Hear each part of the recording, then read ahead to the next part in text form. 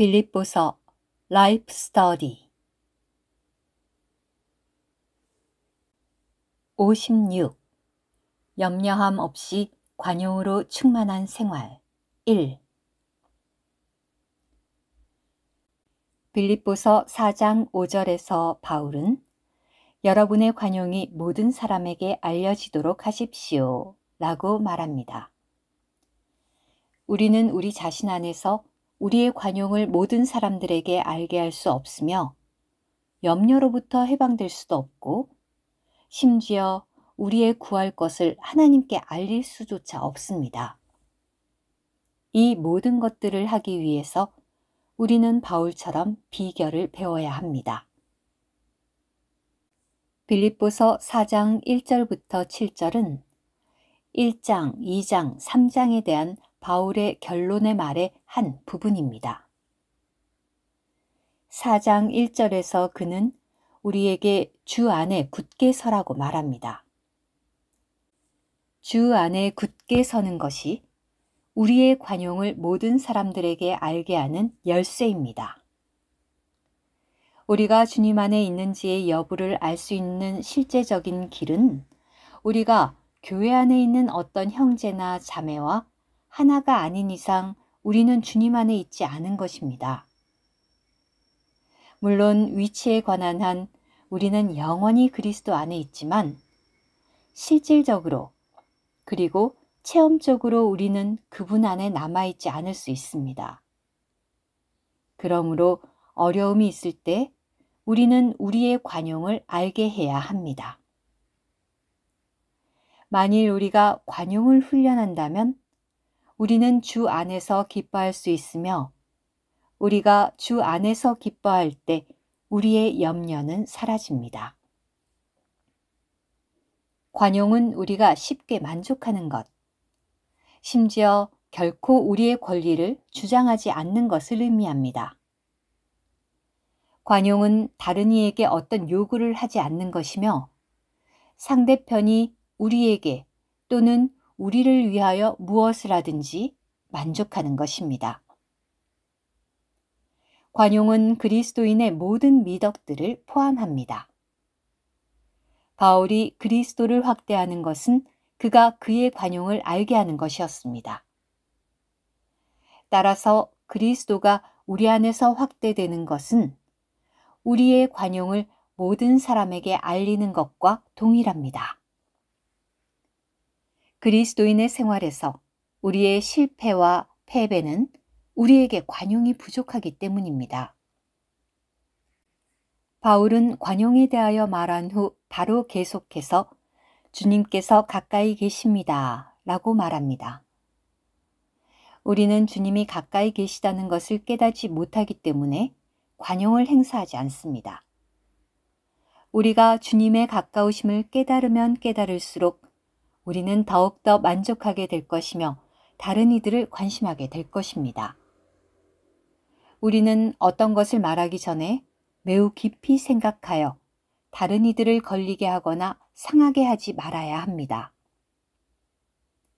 관용은 윤리적인 문제가 아니라 사실상 뛰어난 부활 안에, 즉 새 창조 안에 있는 생활의 표현입니다. 이 생활은 관용을 통하여 표현된 뛰어난 부활이신 그리스도이며 관용이신 그분을 사는 것입니다. 57. 염려함이 없이 관용으로 충만한 생활 2. 4장 5절은 여러분의 관용이 모든 사람에게 알려지도록 하십시오 라고 말하고 13절은 나에게 능력 주시는 분 안에서 나는 모든 것을 할 수 있습니다 라고 말합니다. 바울은 우리가 우리의 관용을 모든 사람들에게 알게 할 수 없음을 알기 때문에 그는 계속해서 나에게 능력 주시는 분 안에서 내가 모든 것을 할 수 있습니다 라고 말하는 것입니다. 우리가 매일매일 접촉하는 모든 사람들에게 우리의 관용을 알게 하는 것은 다른 이들에게 우리가 체험하고 살고 확대하는 그리스도를 알게 하는 것입니다. 이것은 관용이 그리스도의 표현의 일부임을 지적합니다. 그리스도인의 생활은 염려가 없는 관용으로 충만한 생활입니다. 오직 우리가 관용을 가질 때만이 염려 없는 생활을 할 수 있습니다. 관용하는 사람은 항상 적합하고 그의 행위가 항상 알맞은 사람입니다. 관용하게 된다는 것은 우리가 결코 우리의 권리를 주장하지 않으므로 만족한 것을 의미합니다. 사복음서를 읽어보면 오직 주 예수님만이 관용으로 충만한 생명을 사셨으며 오직 그리스도만이 오늘날 우리의 완전한 관용이십니다. 그리스도인의 미덕의 총체를 요약해서 말한 가장 좋은 단어는 관용입니다. 우리의 관용을 알게 하는 것은 그리스도를 표현하는 생활을 사는 것이며 그것은 우리가 그리스도를 삶으로 표현되는 것입니다. 그와 같은 생활은 모든 미덕들의 총체이신 그리스도 자신입니다. 이것이 우리의 관용이신 그리스도입니다. 이제 우리는 왜 바울이 그리스도를 체험함에 관한 의미 깊은 책의 끝부분에서 관용에 대하여 말하는가를 이해할 수 있을 것입니다. 58. 염려함 없이 관용으로 충만한 생활 3. 관용은 모든 것을 포함한 미덕입니다. 이 미덕은 빌립보서 3장과 4장에 있는 다른 중요한 것들과 관계되어 있습니다. 우리의 가정생활에는 관용에 대한 커다란 필요가 있습니다. 부모들이 자녀들을 합당하게 돌보는 길은 관용으로 충만한 길입니다. 자녀가 잘못을 저질렀을 때 성급하게 꾸짖거나 화를 내며 때려서는 안 되고 자녀가 왜 그러한 잘못을 했는지를 깨닫기 위해 당신의 이해를 사용하여야 합니다. 부모들은 자녀들에게 말함에 있어서 지혜를 사용해야 합니다. 자녀에게 말할 합당한 때가 언제인가를 알아야 합니다. 또한 인내가 필요합니다. 천연적인 성향은 성급함으로 자녀들을 다루게 하지만 그러한 성급함은 손상을 줍니다. 관용은 이해와 지혜와 인내를 포함할 뿐 아니라 또한 그 긍휼과 친절과 사랑과 동정을 포함합니다. 관용하는 것은 다른 이들의 상황을 깊이 생각하는 것입니다. 많은 다른 배경들을 가지고 있는 성도들로 구성된 교회를 건축하는 데에는 상당한 관용이 필요합니다. 교회 안에서 관용은 장로들에게뿐 아니라 모든 성도들에게도 필요합니다. 우리가 교회 안에서 함께 봉사할 때 우리는 서로를 향하여 관용을 보여야 합니다. 성경은 하나님께서 그분의 경륜 안에서 커다란 관용을 베푸셨음을 계시합니다.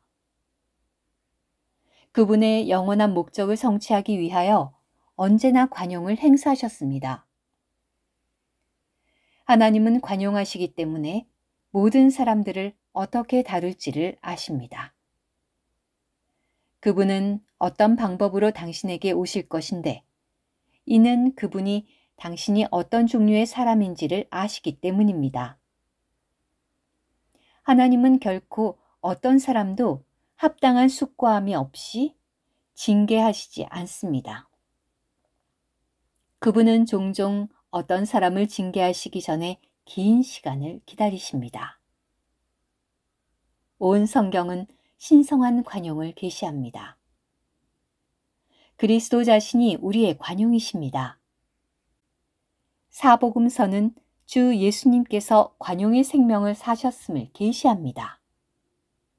주님은 매 경우마다 이해와 지혜와 인내와 긍휼과 친절과 사랑을 나타내 보이셨습니다.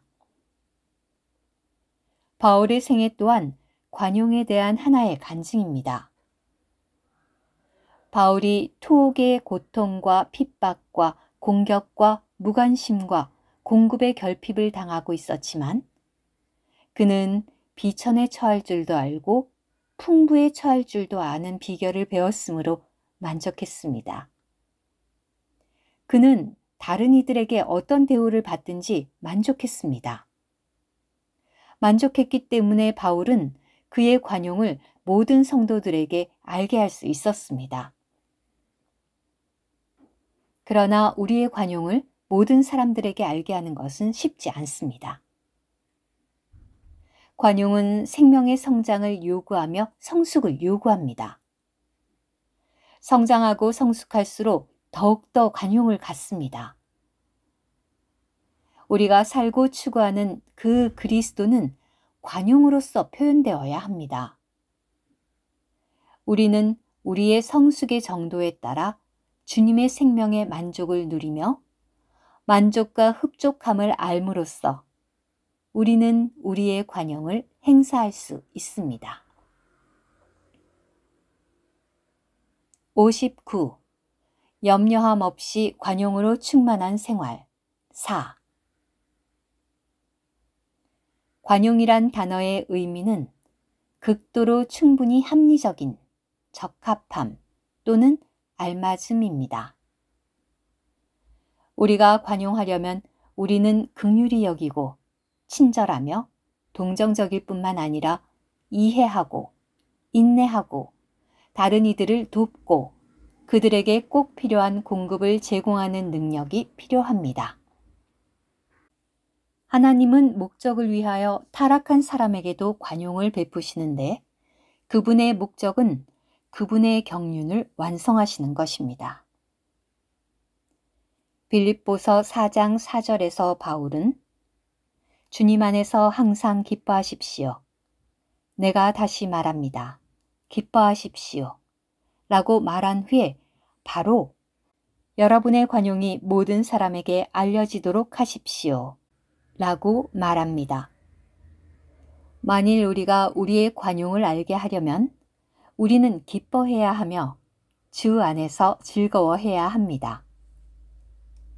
바울이 빌립보서를 썼을 때 그는 로마에 있는 죄수였고 종교인들에게 반대를 받았으며 또 과거에 그의 필요를 신실하게 공급했던 빌립보 교회 성도들조차 얼마 동안 그를 소홀히 했습니다. 그렇지만 바울은 자족의 비결을 배웠기 때문에 모든 교회들과 모든 성도들에게 관용할 수 있었습니다.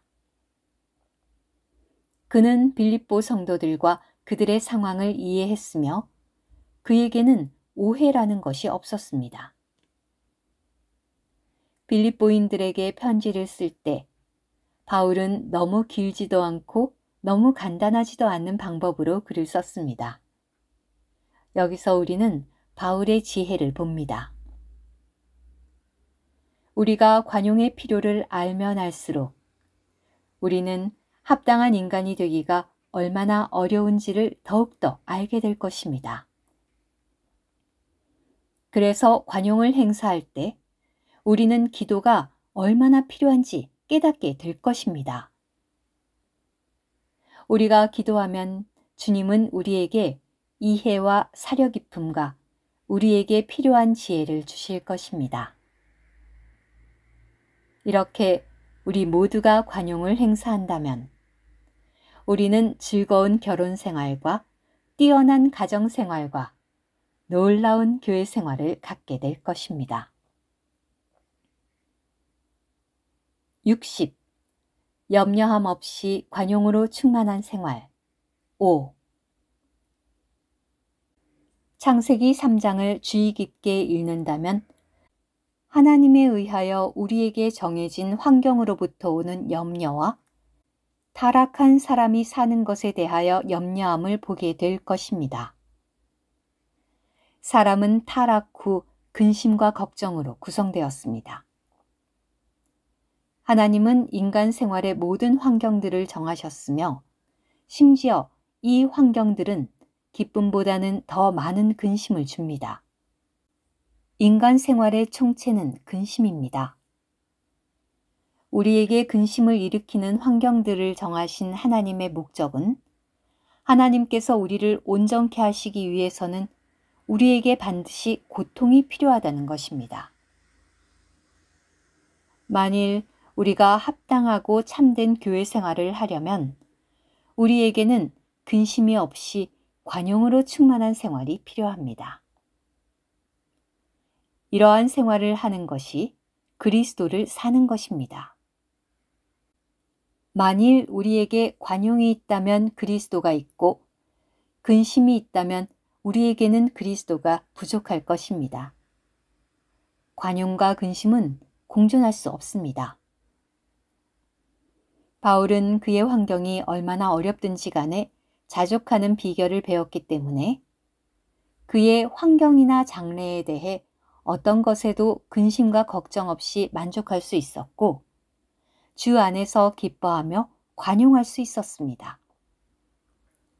그랬기 때문에 그는 어떤 것에도 부끄러움을 당하지 않았고 그 대신 그리스도가 그 안에서 확대되었습니다. 바울은 모든 환경이 자신의 유익을 위한 것임을 깨달았습니다. 이것이 근심을 갖지 않는 방법입니다. 오직 기쁘고 만족한 사람만이 관용할 수 있습니다.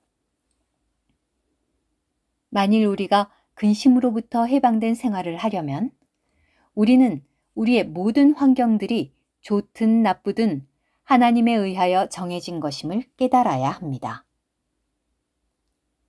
하나님께서 우리에게 고통이 없는 생활을 약속하셨기 때문이 아니라 우리의 모든 환경들이 하나님의 정하심으로부터 우리에게 온다는 사실을 안다면 우리는 걱정으로부터 자유로울 수 있습니다. 빈곤이든 병이든 죽음이든 심지어 돈이나 우리의 직업을 잃는다 해도 우리는 근심하지 말아야 합니다. 그러한 손실은 하나님의 정하심으로부터 오는 것이며 우리는 그것에 대하여 근심할 필요가 없습니다.